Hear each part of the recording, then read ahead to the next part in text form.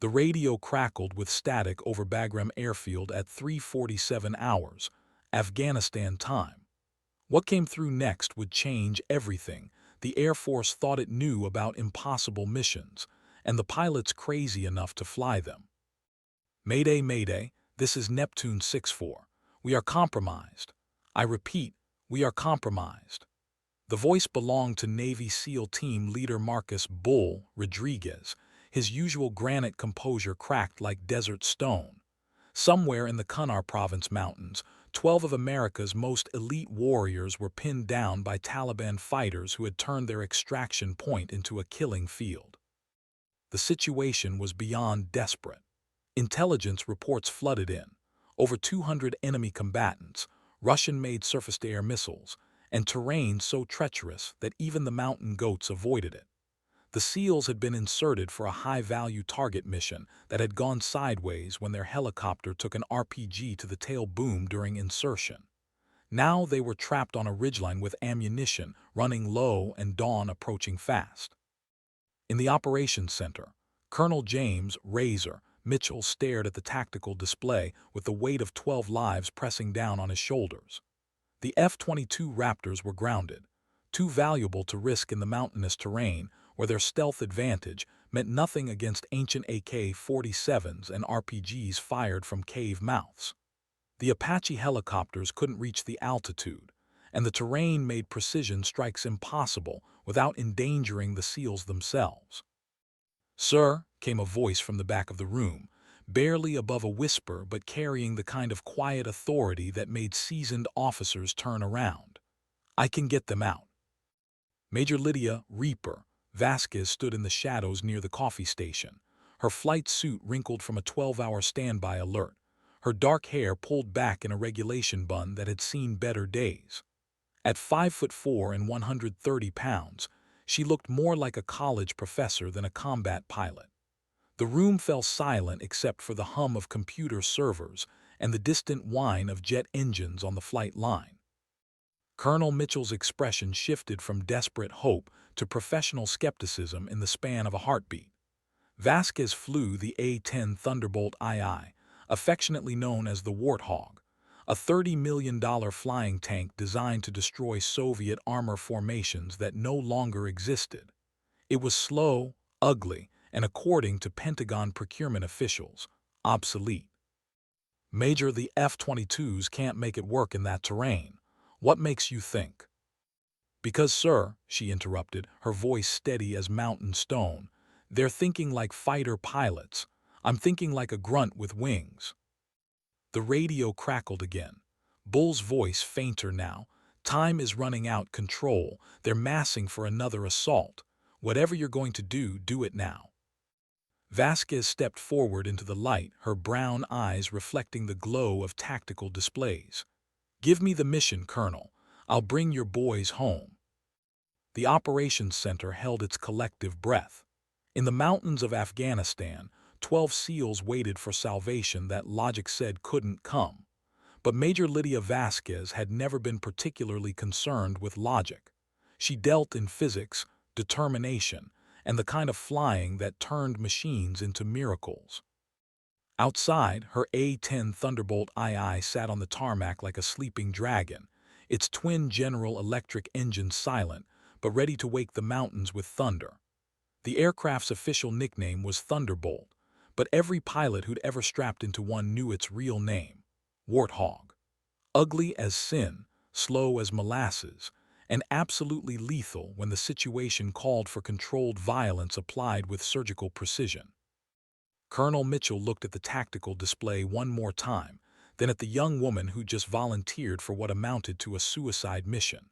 The math was simple and brutal: 12 American lives against one. In the cold calculus of warfare, it wasn't even a difficult decision.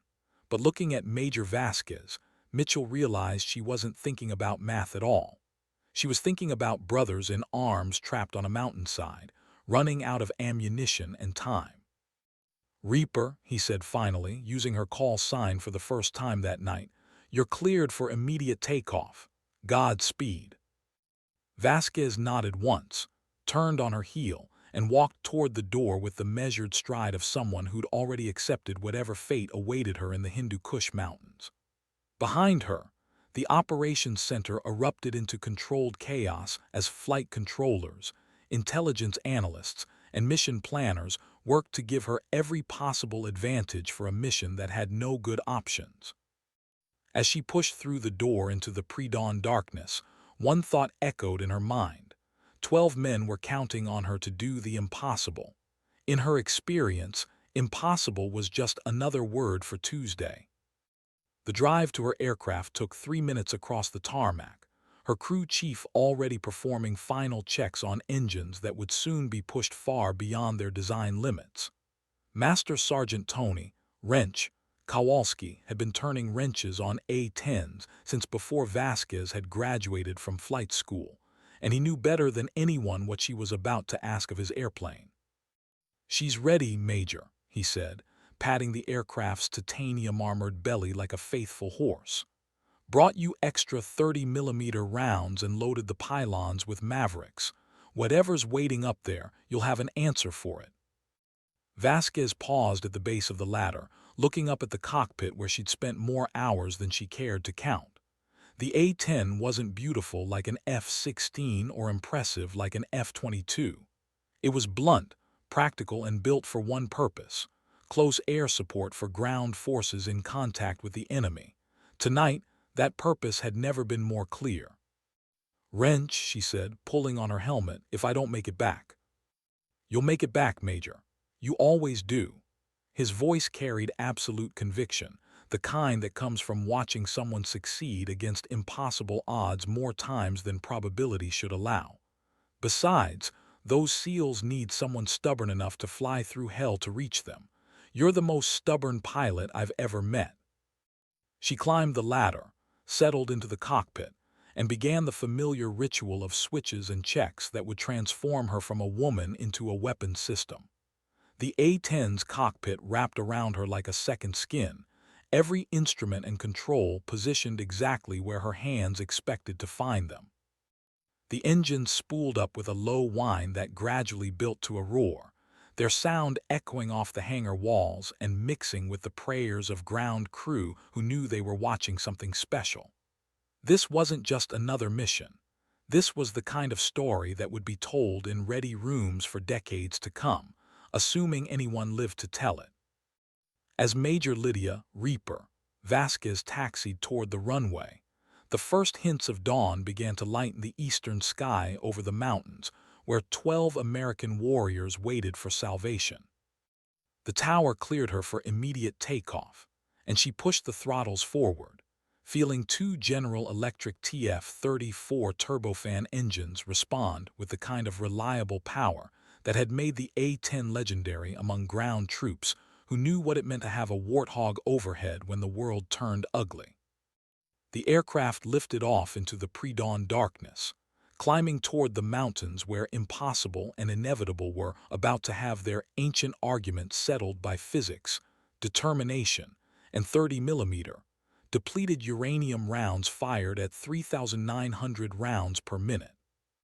In the operations center, Colonel Mitchell watched the radar blip that represented Major Vasquez and her A-10 disappear into the mountains, carrying with it the hopes of 12 SEALs and the prayers of everyone who understood what she was attempting. The radio channels fell silent except for the static of distance and altitude, leaving only the waiting that comes before battles that will either become legend or tragedy. The mission parameters were insane by any reasonable standard. Fly into mountainous terrain defended by surface-to-air missiles, locate 12 SEALs scattered across multiple ridgelines, provide close air support accurate enough to destroy enemy positions without hitting friendlies, and do it all while flying an aircraft that cruise control considered fast. But Major Vasquez had spent 8 years turning the impossible into routine, one mission at a time. Tonight would be no different, except for the stakes and the audience. 12 American warriors were counting on her to redefine what was possible for a pilot stubborn enough to try and skilled enough to succeed. The A-10 Thunderbolt II climbed into the darkness, Its pilot focused on the simple mathematics of warfare. Find the enemy, kill the enemy, protect the friendlies, go home. Everything else was just details that would sort themselves out once the shooting started. 27 minutes after takeoff, Major Vasquez reached the initial point for her attack run, and the radio crackled back to life, with the voice of a Navy SEAL who had begun to believe salvation might actually have wings after all. Reaper, this is Neptune 6-4. We have visual on your position. God, it's good to hear from you. The real work was about to begin. Radio traffic filled Major Vasquez's headset as she approached the target area, call signs mixing with coordinates and ammunition counts in the controlled chaos that preceded close air support operations. Below her, the Hindu Kush mountains stretched in every direction like frozen black waves, their peaks sharp enough to tear metal from aircraft that flew too low or pilots who miscalculated by even a few feet. Neptune 6-4, this is Reaper. I need a full tactical update. What's your situation down there? Her voice carried across the radio waves with the calm authority of someone who'd learned to project confidence even when the odds suggested panic might be more appropriate. Bull Rodriguez's voice came back immediately, clipped and professional despite the circumstances. Reaper, we're spread across 3 positions on the ridgeline. Approximately 200 enemy fighters have us pinned down with everything from small arms to mortars. They've got at least 2 confirmed A-10 shoulder-fired missiles, and we've identified what looks like a Zu-23 anti-aircraft gun position about 800 meters north of our location. Vasquez processed the information while scanning her instruments, the green glow of night vision painting the world below in shades of electronic twilight.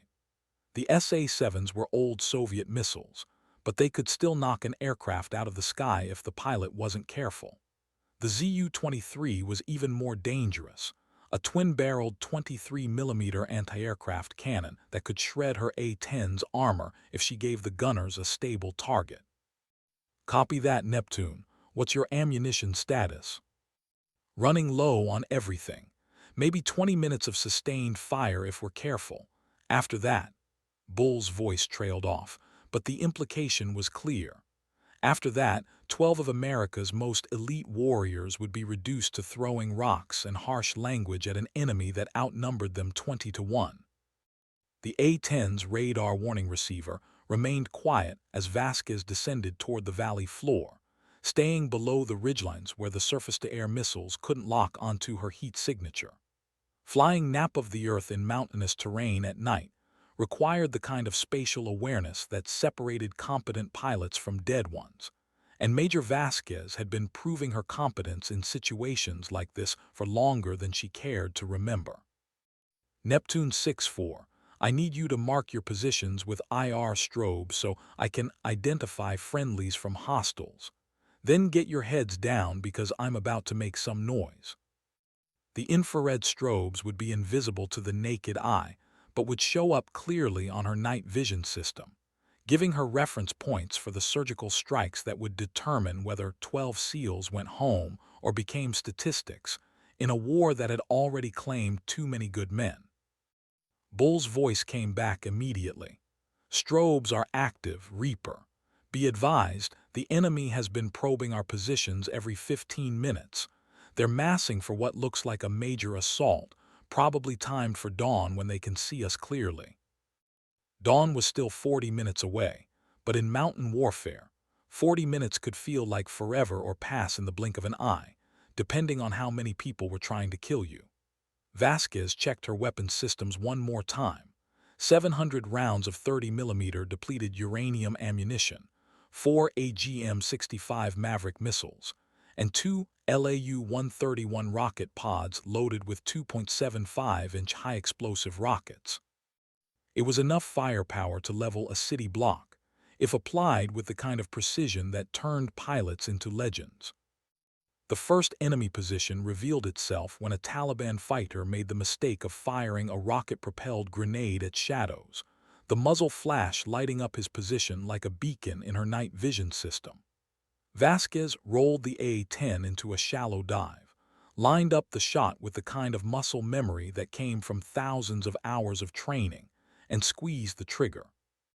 The GAU-8 Avenger cannon spoke with a voice like thunder, spitting 30mm rounds downrange at nearly 4,000 rounds per minute.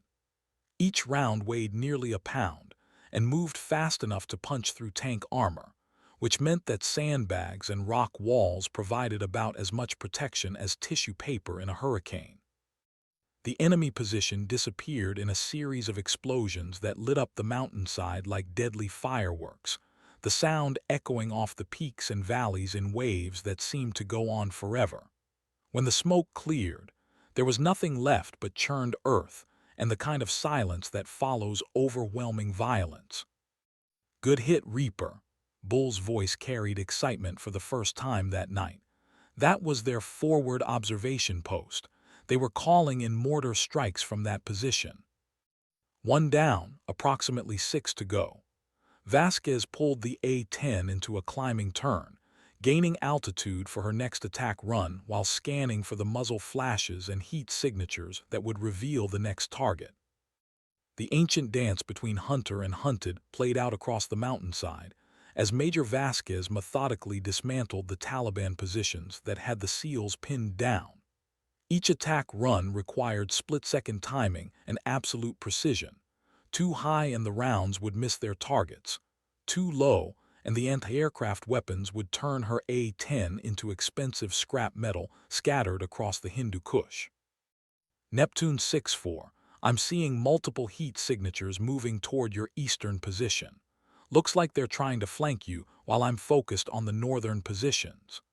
Vasquez's voice remained steady despite the complexity of managing a three-dimensional battle while flying an aircraft through terrain that left no room for error. "Copy that, Reaper.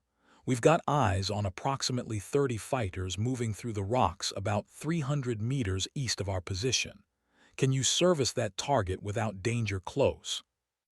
Danger close meant that friendly forces were within 600 meters of the target, well within the lethal radius of the weapons she was carrying. It required the kind of precision that turned routine close air support into an art form, with the lives of 12 American warriors hanging in the balance of calculations measured in feet rather than miles. "That's a firm, Neptune. I'm coming around for a gun run on the eastern approach. Mark your positions and keep your heads down." The A-10 responded to her control inputs with the reliability of a machine built for exactly this kind of work, its twin engines providing the steady power needed for the low-speed maneuvering that characterized close air support operations.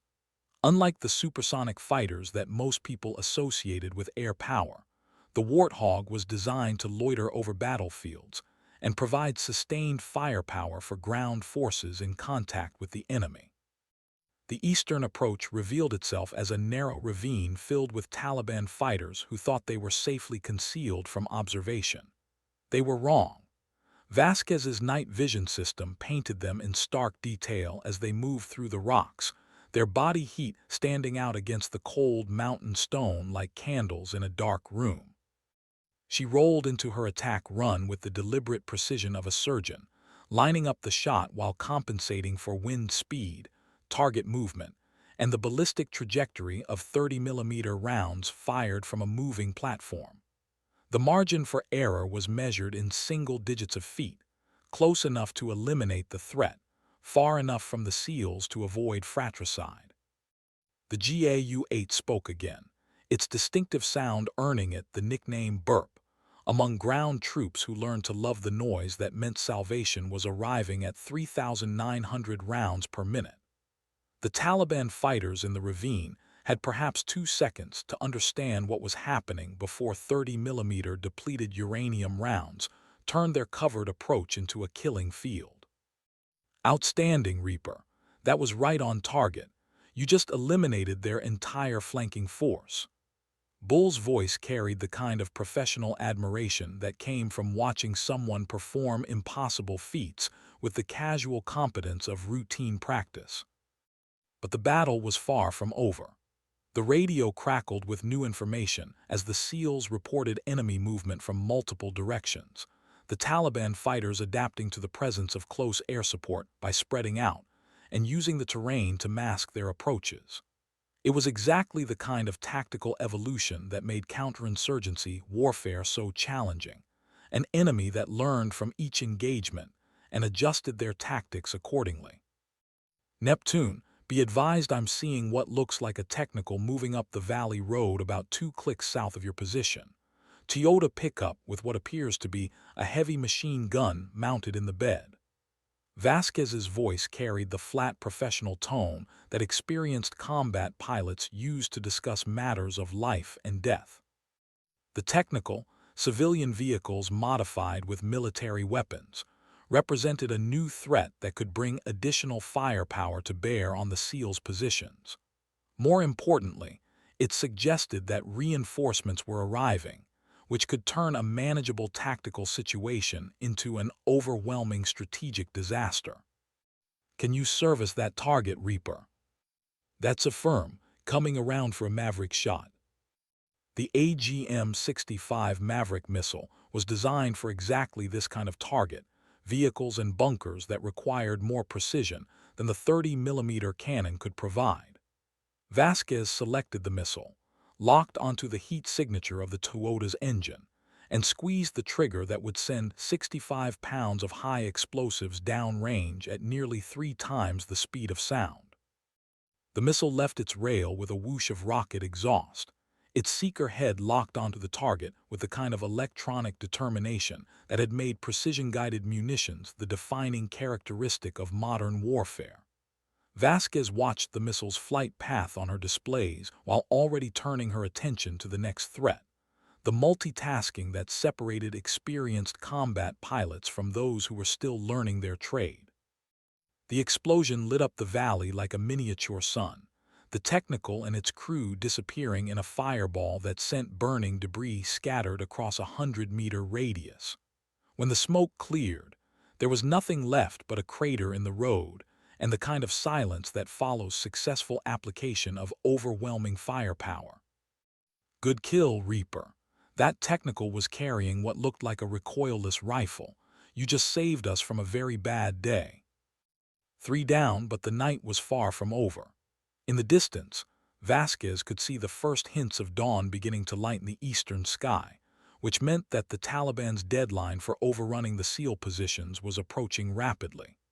Daylight would give the enemy clear fields of fire and visual confirmation of targets that were currently protected by darkness, and the discipline that kept elite warriors alive in hostile territory. Time was running out, and everyone on both sides of the battle knew it. The question was whether Major Lydia Reaper Vasquez could eliminate enough of the enemy force to give 12 American warriors a fighting chance when the sun finally rose over the Hindu Kush Mountains. The radio crackled with increasing urgency as the tactical situation evolved minute by minute, call signs and coordinates mixing with ammunition counts and casualty reports in the controlled chaos that defined close air support operations. Somewhere in those mountains, 12 SEALs were fighting for their lives against overwhelming odds, and their salvation depended on one pilot's ability to turn an obsolete ground attack aircraft into an instrument of precision devastation. Major Vasquez checked her fuel gauge and ammunition counter, performing the mental calculations that would determine how much longer she could maintain her protective orbit over the battlefield. The numbers weren't encouraging, but they were workable if she managed her resources with the kind of efficiency that turned good pilots into legends. The battle for the ridgeline was entering its most critical phase, and everyone involved understood that the next few minutes would determine whether 12 American warriors went home alive or became another tragic footnote in a war that had already claimed too many heroes. Dawn crept over the Hindu Kush peaks like spilled blood, painting the jagged ridgelines in shades of red and gold that would have been beautiful under different circumstances. For the 12 SEALs pinned down on the mountainside, sunrise meant exposure and death, unless Major Vasquez could eliminate the remaining Taliban positions before full daylight revealed their exact locations to enemy observers. Reaper, this is Neptune 6-4. We're taking increased fire from multiple positions. They know daylight is coming and they're pressing the attack. Bull's voice carried the strain of a man who'd been fighting for his life for 6 straight hours, ammunition running low and options running out with each passing minute. Vasquez adjusted her orbit pattern to get a better view of the battlefield. Her night vision system revealing the thermal signatures of enemy fighters as they moved through the rocks in preparation for what appeared to be a coordinated assault on all 3 SEAL positions simultaneously. The Taliban had learned from the previous attacks and were now using the terrain more effectively, staying in the shadows and moving in small groups that were harder to target with area weapons. I count approximately 40 to 50 fighters massing for assault positions. They're using the dead ground between the ridgelines to mask their approach. Her voice remained calm despite the mathematical reality that she was facing. Too many targets, not enough ammunition, and a rapidly shrinking window of opportunity before the SEALs would be overrun by sheer numbers. The tactical display in her cockpit showed the positions of all 3 SEAL teams, marked by the infrared strobes that appeared as friendly blue icons on her electronic map. Between those positions and safety lay a gauntlet of enemy fighters who had learned to respect the A-10's firepower and were adapting their tactics accordingly. Neptune 6-4, I need you to consolidate your positions if possible. I can provide better cover if you're concentrated rather than spread across 3 separate locations. It was a desperate gambit, asking elite warriors to abandon carefully chosen defensive positions in favor of a single location that would be easier to defend, but also easier for the enemy to surround. Bull's response came immediately. Negative, Reaper. We tried that 2 hours ago and nearly got overrun. The terrain won't support consolidation without exposing us to enfilade fire from the northern positions. Enfilade fire, shooting down the long axis of a trench or defensive position, was one of the deadliest forms of enemy contact, capable of killing multiple defenders with single bursts of automatic weapons fire. The SEALs had chosen their positions based on 8 years of hard-earned experience in these mountains, and Vasquez trusted their tactical judgment even when it made her job more difficult. Copy that, Neptune. I'll continue servicing targets as they present themselves. She rolled into another attack run, this time targeting a group of Taliban fighters who were setting up what appeared to be a mortar position in a depression between 2 ridgelines. The 30mm cannon spoke with its characteristic thunder, depleted uranium rounds impacting the target area with the kind of kinetic energy that turned organic targets into constituent molecules. The mortar position disappeared in a series of secondary explosions as the enemy ammunition detonated, sending flames and debris skyward in a pillar of fire that could be seen for miles. Good hit, Reaper. That mortar was bracketing our northern position. You just bought us some breathing room. But breathing room was a relative concept when facing overwhelming odds in terrain that favored the defender, assuming you were the one doing the defending rather than the attacking. The radio crackled with new intelligence as an RC-135 surveillance aircraft somewhere high above the battlefield provided real-time imagery of enemy movements. Reaper, this is Sentry 27. Be advised, we're showing additional vehicles moving up the main supply route from the southeast. Multiple technicals and what appears to be a BTR-80 armored personnel carrier. A BTR-80 changed the tactical equation significantly. The Soviet-built armored vehicle carried a 14.5mm heavy machine gun and could deliver a squad of infantry directly into the battle while providing covering fire that could suppress the SEAL positions. More importantly, its armor was thick enough to withstand small arms fire, which meant that the SEAL's remaining ammunition would be largely ineffective against it. How long until the BTR reaches effective range? Vasquez was already calculating intercept courses and weapons loadouts, her mind running through the tactical possibilities with the kind of rapid processing that came from years of experience in similar situations. Approximately 8 minutes at current speed, Reaper. 8 minutes to eliminate a heavily armored target while continuing to provide close air support for 3 separate SEAL positions that were under increasing pressure from a numerically superior enemy force. The mathematics of warfare were brutally simple. She had to be perfect, and the enemy only had to be lucky once. The BTR-80 would require a Maverick missile. Her 30mm cannon could damage it, but probably couldn't achieve a kill shot against its frontal armor. That left her with 3 Mavericks for all remaining targets, which included the BTR, several technicals, and whatever bunker positions the Taliban had prepared for their final assault. Neptune 6-4, be advised I'm going after the BTR. This might get loud. Vasquez rolled into a diving attack run that would take her below the ridgeline and into the envelope of any remaining surface-to-air missiles, but the BTR had to be stopped before it could bring its firepower to bear on the exposed SEAL positions. The Maverick locked onto the BTR's heat signature as it moved up the valley road, its distinctive boxy silhouette unmistakable through her targeting system. The missile flew straight and true, impacting the vehicle just behind the turret where its armor was thinnest.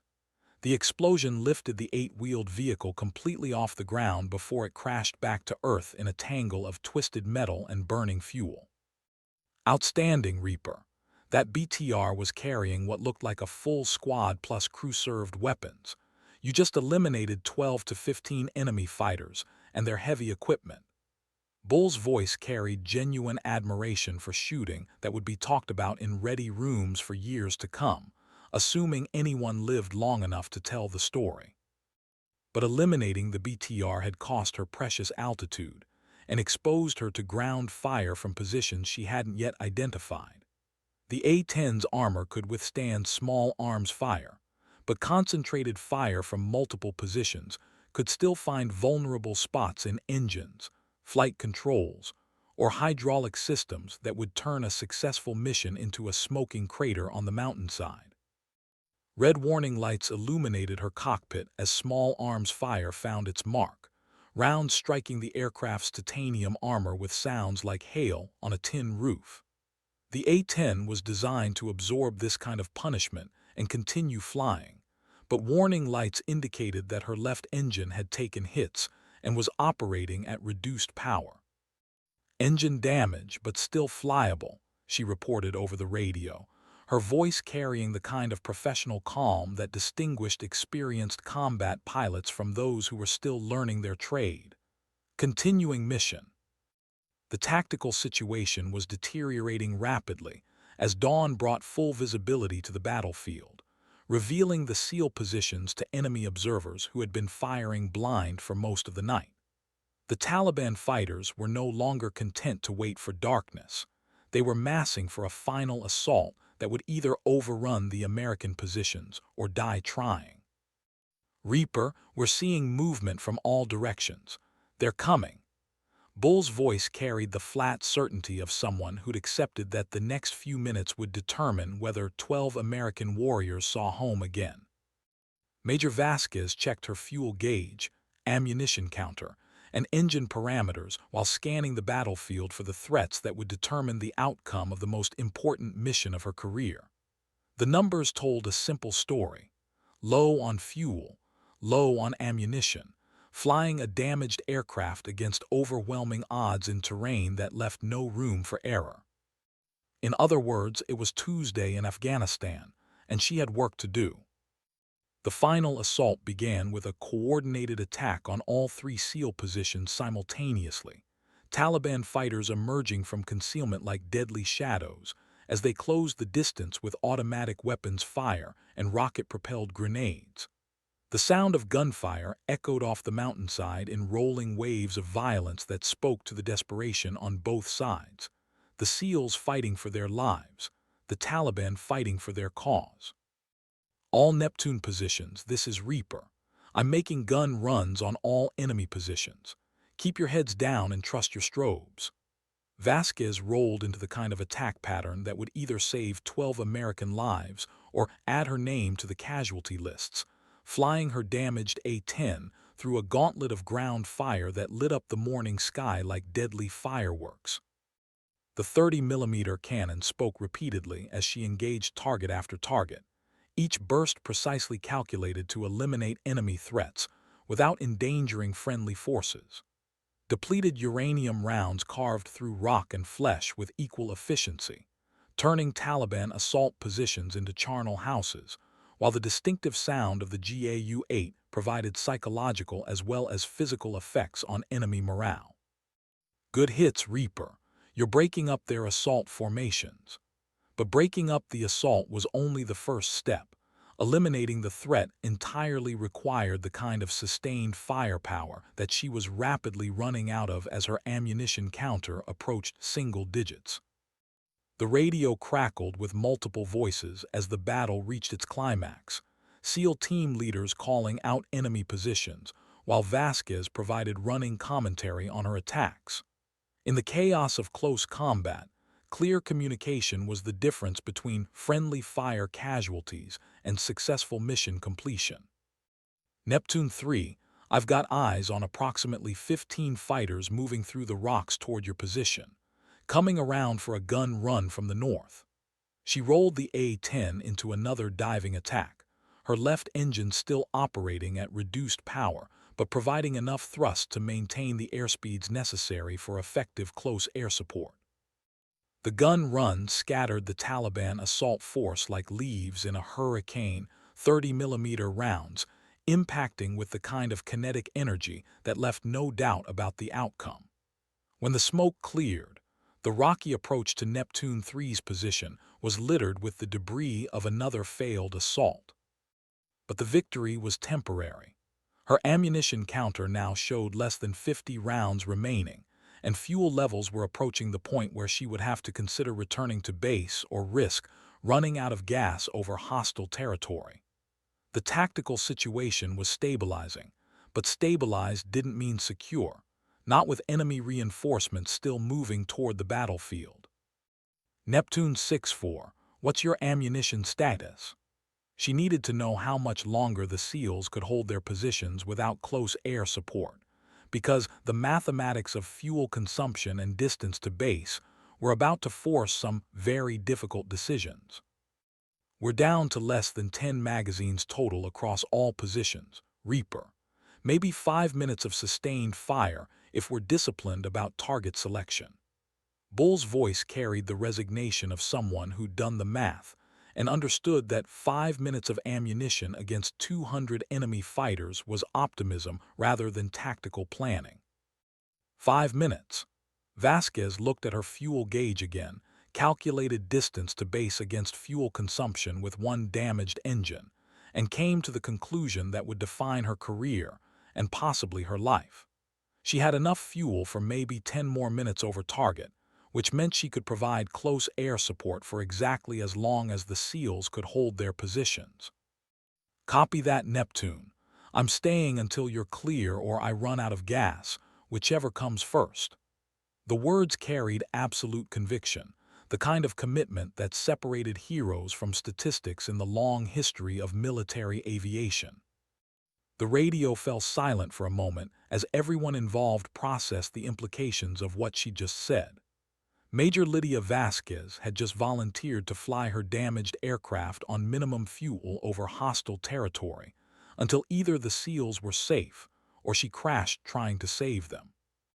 Reaper, Bull's voice came back softly, carrying emotions that elite warriors rarely allowed themselves to express. That's above and beyond the call of duty. We understand the risk you're taking. Neptune 6-4, those 12 Americans on that ridgeline are worth more than one pilot and one aircraft. We're going to get you home. Her voice carried absolute conviction, the kind of certainty that came from knowing exactly what she was willing to sacrifice and why. In the operations center back at Bagram, Colonel Mitchell listened to the radio traffic with the kind of professional admiration reserved for the rarest moments when ordinary people transcended their limitations and became legends. Major Vasquez was flying a damaged aircraft on minimum fuel against overwhelming odds, and she was doing it with the casual competence of someone who'd never considered any other option. The sun was fully up now, painting the Hindu Kush in shades of gold and crimson that would have been beautiful if 12 American lives hadn't been hanging in the balance. Somewhere in those mountains, the most important close air support mission of the war was entering its final phase, with outcomes that would be measured in lives saved rather than targets destroyed. The radio crackled one more time with Bull's voice. "Reaper, we've got movement from the east again. They're making another push." Major Vasquez rolled her A-10 into what she knew might be her final attack run, flying a damaged aircraft with less than 50 rounds of ammunition and barely enough fuel to make it home. But 12 Americans were counting on her, and she had never let anyone down when it mattered most.